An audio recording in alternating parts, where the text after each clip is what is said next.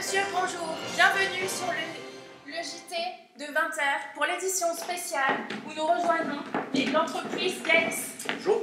Bonsoir. Donc nous avons son PDG, C'est ça, oui. monsieur Borel, et son assistante de direction, madame Le Petit. Merci de nous accueillir. Donc Galis est une chips à base de poulet. Donc est-ce que vous pensiez que ce projet allait aboutir comme ça? Alors, à vrai dire, non. À la base, c'était vraiment un projet étudiant qui, en fait, a pris beaucoup d'ampleur dans notre vie. Et donc, nous avons décidé de le commercialiser sous deux formes, c'est-à-dire la chips de poulet et les craquants de poulet. On a vraiment vu un réel potentiel en B2B et nous en sommes très fiers, oui. Et c'est une TPE. Combien d'employés vous avez? Alors, combien 1, 2, 3, 4, puis 5. On part sur 4 milliards. D'accord. Donc votre produit a suscité beaucoup de questionnements, d'intérêt auprès de nos invités que nous allons recevoir aujourd'hui sur le plateau. Mais avant de les retrouver, nous allons vous passer un court reportage sur votre entreprise.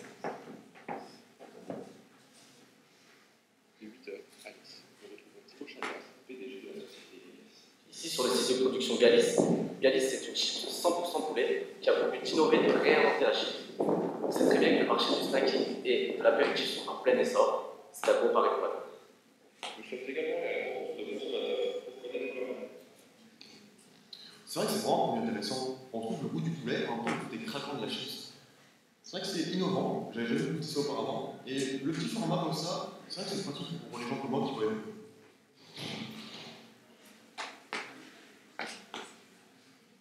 C'est assez surprenant. Mais j'aime bien. On sent bien le goût du poulet. La chips de poulet a de nombreux avantages. Rassasiant et hyperprotéiné, idéal en snacking ou avant votre séance de sport. C'est également l'accompagnement idéal pour vos repas cet été. Alors nous l'avons compris, Galis a l'air d'une chips traditionnelle, mais finalement elle n'est pas faite à base de pommes de terre, mais vraiment 100% à base de poulet. Ici sur le site. Mais c'est quoi ces secrets de fabrication? Je peux répondre s'il vous plaît? Allez-y, c'est un Merci. sujet qui vous tient à cœur, je le sais. Merci. Alors, la chips de poulet, comment est-ce qu'on la fabrique? Donc, on a la viande, on a les cuisses, les ailes, on les désosse, on les hache, grâce à un hachoir bien sûr, on en fait des boudins, grâce à un boyau, et ce boudin, on va le trancher, mais pour qu'il soit bien ferme, n'est-ce pas? On va le pré-cuire, voilà. Une fois qu'il est pré-cuit et bien ferme, on le tranche, on obtient de fines tranches de poulet, comme des tranches de pommes de terre. On retrouve le circuit de production d'une chips de pommes de terre classique, n'est-ce pas? C'est ça. Voilà. Et ensuite, on les cuit à la friteuse. Elles sont égouttées, assaisonnées, triées et conditionnées. Mais concernant vos craquants destinés au B2B, Ah oui, les craquants. Alors, les craquants de poulet Galis, quand est-ce qu'ils arrivent? Il faut remonter un petit peu en amont sur notre chaîne de production. Au niveau de la trieuse laser, donc la trieuse laser, elle va éliminer les chips trop petites, les trop épaisses, les trop longues. Enfin bon, voilà, trop longues, n'est-ce pas? Bon, ça fait chaud ici.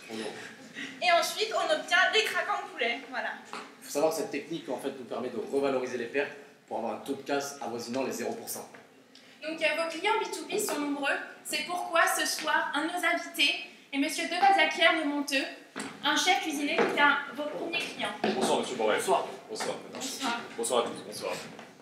Donc, comment avez-vous découvert ces craquants? Mais tout d'abord, je voudrais me présenter. Donc, moi, je suis chef de renommée à l'Aube de la Jouvence. Très très bon chef. Merci beaucoup. Et donc, j'ai découvert les craquants finalement au CIRA à Lyon. C'est un salon professionnel. J'ai rencontré Galis. Monsieur Borel a su me convaincre en me présentant les chips de poulet, produit que j'ai trouvé délicieux et vraiment très bon. Simplement, je me suis dit, voilà, pour un chef comme moi qui a de la cuisine raffinée, comment les intégrer dans mes plats? C'est pourquoi ils m'ont présenté leur version B2B, des craquants de poulet. Ces craquants que je vais pouvoir parsemer au-dessus de mes salades ou bien encore de mes soupes. J'ai vraiment été séduit par une chose, et monsieur Borel le sait, en tant que bon PDG, c'est le prix. Seulement 7,07 €, le pot de 250 grammes qu'on peut retrouver ici. Lorsque je fais par exemple une salade sur laquelle je vais parsemer du topping, ça ne me revient qu'à 28 centimes en topping. Très prix vraiment très intéressant, merci. Mais, et vos clients, ils en pensent quoi? Ils en pensent beaucoup de bien, oui. En plus d'apprécier ma cuisine, ils apprécient également le produit. En effet, j'ai créé même un produit qui s'appelle Délices de Galis. C'est tout ça à votre honneur. Très très bonne salade. Oui, merci monsieur Borel. Et en effet, j'ai donc créé également des verrines, des soupes et des gazpacho au guacamole par exemple, sur lesquels je vais parsemer de topping. Mes clients sont ravis et surtout ils aiment le goût de l'authentique et des produits sains. Si je peux me permettre de rajouter, Oui. Ah, merci. Vous êtes un de nos clients, n'est-ce pas? Oui, RHF. Alors, Galis, dans le B2B, c'est aussi le snacking industriel et les grossistes tels que Métro. Voilà. Vous connaissez peut-être? Oui, bien sûr, je travaille avec eux, oui. D'accord. Tout ça c'est très bien, mais malheureusement, tous nos consommateurs ne sont pas conquis. C'est pourquoi ce Moi, je soir, suis étonné. Oui, moi nous, aussi. nous avons Madame Balsing, la représentante de l'UFC Que Manger. Bonsoir, bonsoir, bonsoir. Vache. Donc, vous avez déjà mangé à son restaurant. Qu'en avez-vous pensé de ces craquants? Oui, alors je me permets d'intervenir parce que déjà je suis surpris de vous voir ici, Madame Baltrin, je sais pas quoi là. Madame Balsam. Oui, c'est pareil, arrêtez. Vous êtes venu manger dans mon restaurant, voilà, vous avez goûté la salade délice de Galis et vous avez ensuite émis une critique culinaire négative. Non, alors franchement, alors, déjà, c'est presque jamais arrivé, donc voilà. Et en plus, si je dois rappeler quand même que votre carte bleue n'est même pas passée en caisse.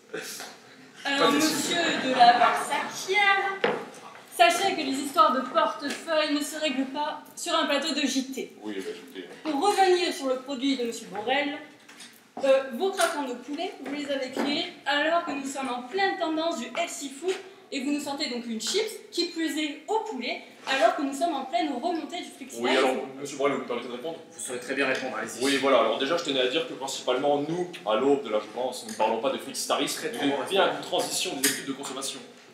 Les clients ne désirent pas manger moins de viande, les clients désirent avoir des produits sains, naturels, authentiques. Exactement ce que peut nous proposer Galis.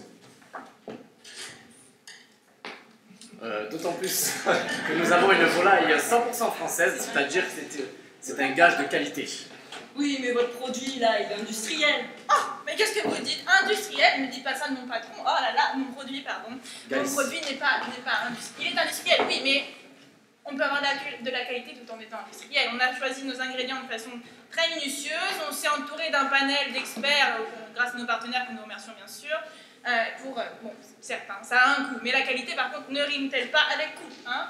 Bon, on peut se concentrer sur le sujet là S'il parce vous qu'on plaît, on est est là un pour petit Galis peu. quand même. Donc, concernant votre entreprise, comment avez-vous conquis vos clients? Alors, on a fait la stratégie de contracter nos marges dans le but de massifier les achats de la part de nos clients et ainsi donc accroître la notoriété de notre produit. Et où est-ce que...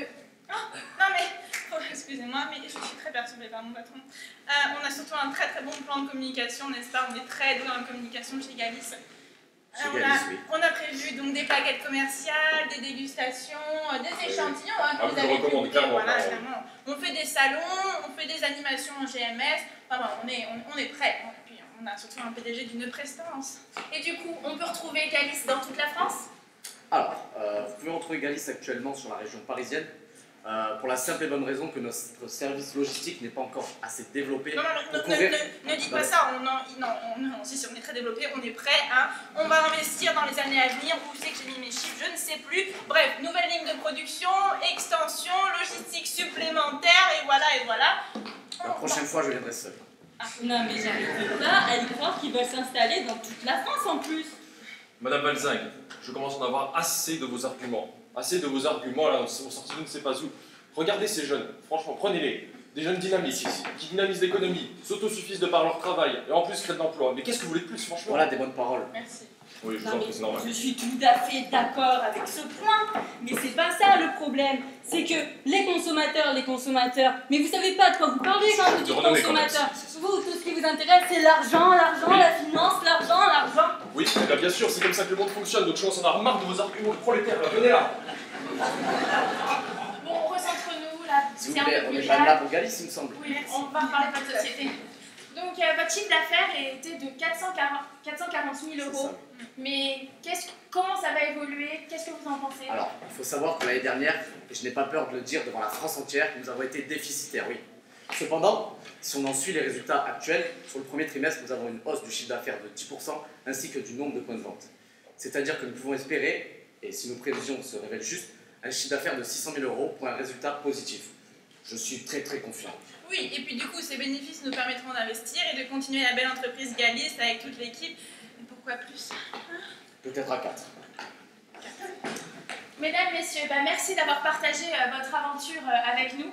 Nous vous souhaitons une bonne suite pour la fin de votre projet. Merci.